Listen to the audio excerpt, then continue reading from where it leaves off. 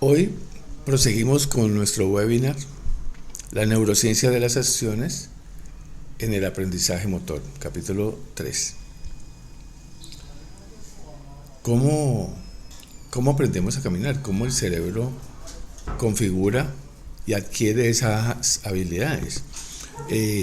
No solamente habilidades motoras de caminar, sino los movimientos de saltar, de, de, de reacción, de movilidad, eh, cuando se pierde, eh, cuando se pierden habilidades o cuando se adquieren más habilidades. Por ejemplo, el futbolista tiene características mejores que las de una persona normal, un deportista, ¿sí? Entonces, por ejemplo, una habilidad motora también es quien eh, se vuelve hábil en una sumadora o para escribir a máquina, escribir en el teclado del computador rápido. Entonces, ¿cómo hace el cerebro para aprender? Entonces, esto realmente puede ser un estudio muy grande, pero se aplica a la vida diaria, como en la rehabilitación, el aprendizaje de otras habilidades, pueden ser deportivas o pueden ser... yo me acuerdo cuando en el primer empleo a mí me dieron un empleo de oficina y me dijeron le damos un mes para que aprenda a escribir a máquina y rápido.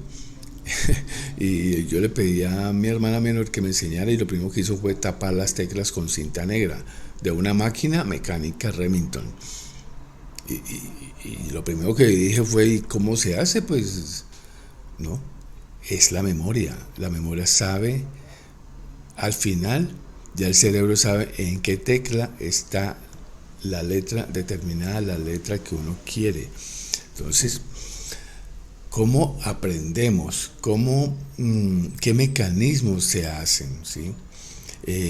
Hay mucha plasticidad, que es la capacidad del cerebro para cambiar la fuerza de las conexiones neuronales. Es decir, el cerebro se modifica según la intensidad, según la repetición que se haga. Por eso cuando se enseña a un niño a caminar, por ejemplo, lo primero que se hace es voltearse, ¿sí? Y si nos fijamos bien, todo lo que hace un niño para lograr caminar, eso es lo que se debe hacer cuando se requiere volver a caminar después de un accidente. Entonces, ¿qué hace un niño? Voltearse, ponerse boca abajo. De estar en boca arriba, ponerse boca abajo. Luego, ponerse en cuatro posiciones, las manos y las rodillas. Luego, intentar ponerse de pie. Luego, intentar dar un paso, el equilibrio. Y a raíz de la repetición, el cerebro va aprendiendo. Y de acuerdo a tanta repetición, el cerebro mismo sabe qué información debe ser automática y cuál no. Entonces, es increíble. Por ejemplo, hablamos de la plasticidad, de que uno adquiere movimientos por adaptación, ¿sí? El aprendizaje por refuerzo, por ejemplo, ¿no? El aprendizaje por refuerzo es la repetición y la retroalimentación constante. La plasticidad es la adaptación a determinadas cosas. Si, por ejemplo, tú ya sabes que para ir de un lugar a otro hay una grada, aún estuvieras en oscuras, tú ya sabes dónde está la grada.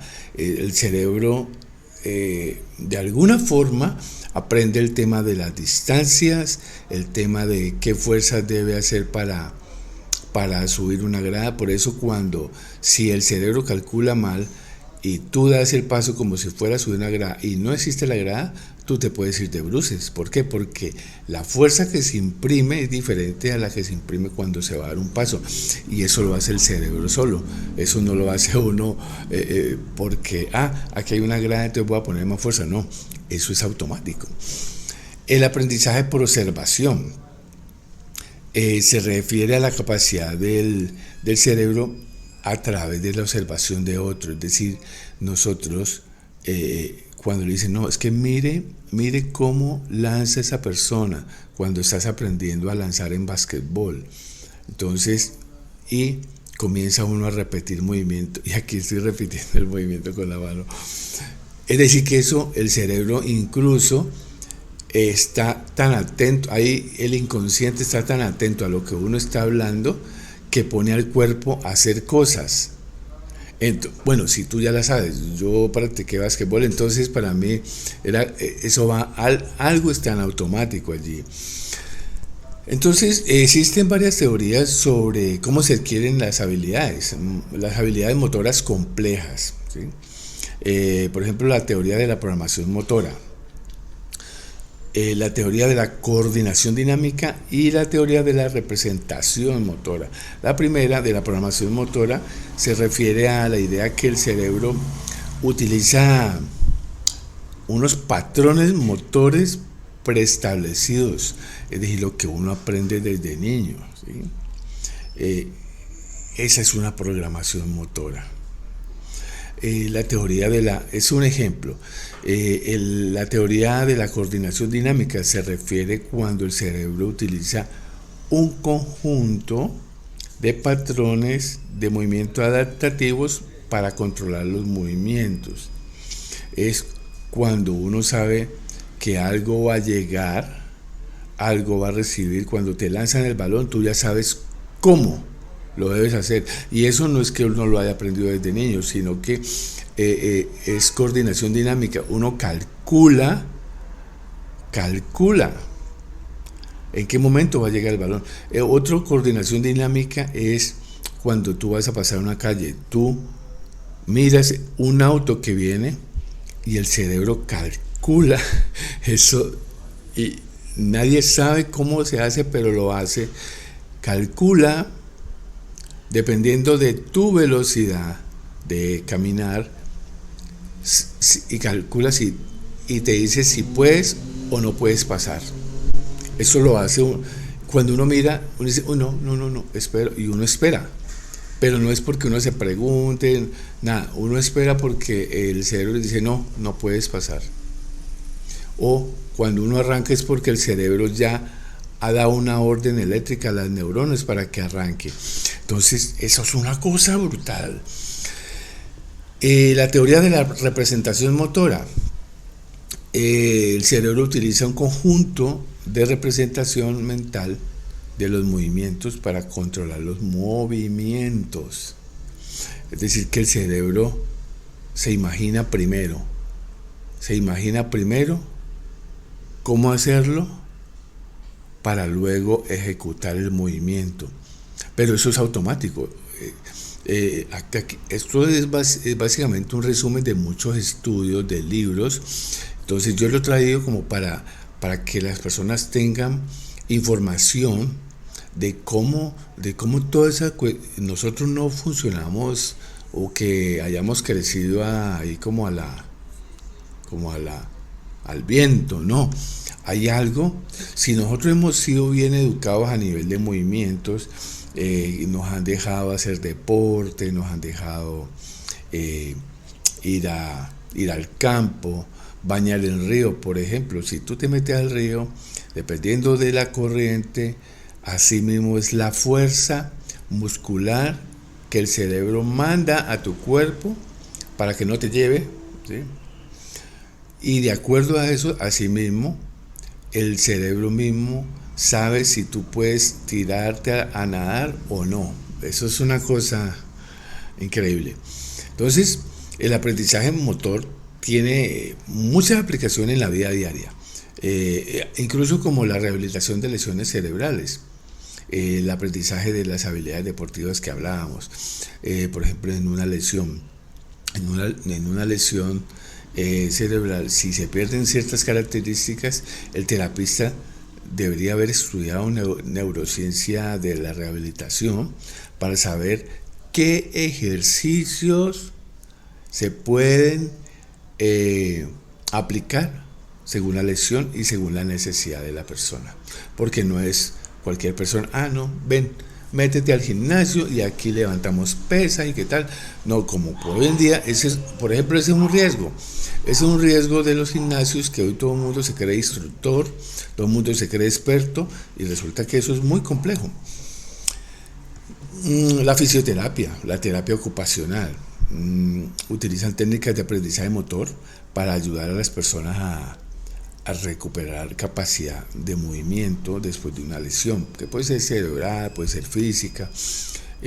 También existen programas de entrenamiento basados en la neurociencia del aprendizaje motor para mejorar el rendimiento en deportes. Hay una película que habla sobre un equipo de béisbol donde traen jugadores que han sido desechados por otros equipos, los traen muy económicos, muy baratos, pero es porque son expertos en determinadas cosas. Uno sabe batear perfecto, pero no sabe correr. El otro sabe correr, pero no sabe batear.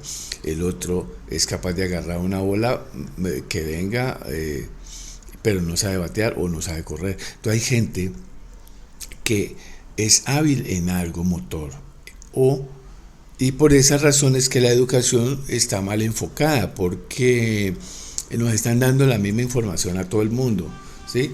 Pero como dice un chiste, un cuento, que le dan la misma información a la hormiga que al elefante, siendo que son muy diferentes. Por esa razón es importante, si los padres pueden económicamente hacerlo, darle una educación en un buen colegio a las personas, o si no, educarse ellos para que lo que falte en la escuela lo puedan hacer ellos mismos.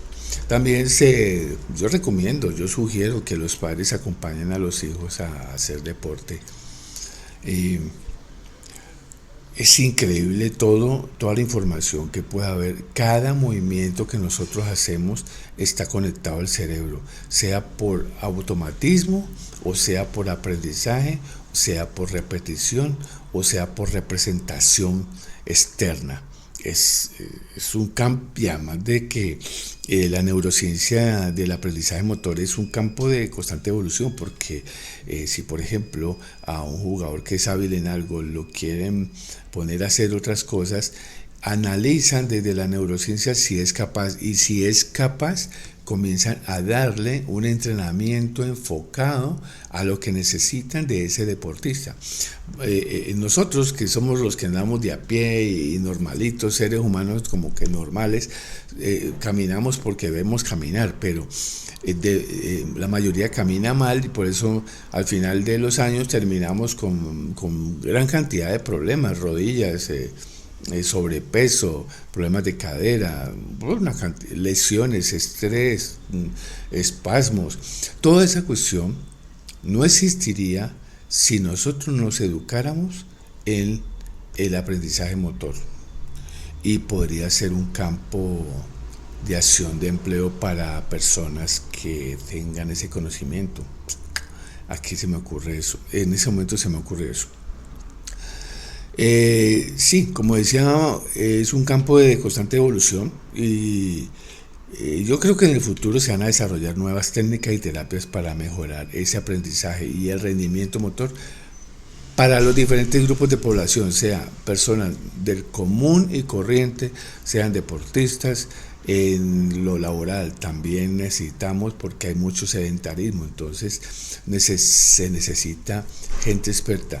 La gente en las empresas, podría haber un instructor de movimiento, un instructor físico que tuviera conocimiento sobre ese tema. Espero que el tema haya sido de su agrado, que soy consciente que falta profundizar mucho, pero la idea con este webinar es que las personas obtengan una información sobre lo que existe, y si es posible que se documenten, vayan a una biblioteca o consulten en internet, o si emiten un comentario con lo que ustedes están inquietos, yo la podría buscar, y si la puedo poner en un audio video, lo hago. Pero que lo compartan, suscríbanse, queremos ser más. Esa es la manera en que yo me motivo para seguir haciendo contenidos importantes. Estos contenidos, yo no quiero hacer contenidos tontos, quiero que la gente aprenda, quiero que la gente esté mejor, y si uno está bien de salud, está bien de ánimo, cero ansiedad, cero estrés. Un abrazo, cuídense mucho y felicidades. Cuídense, cuídense, cuídense. Chao, chao.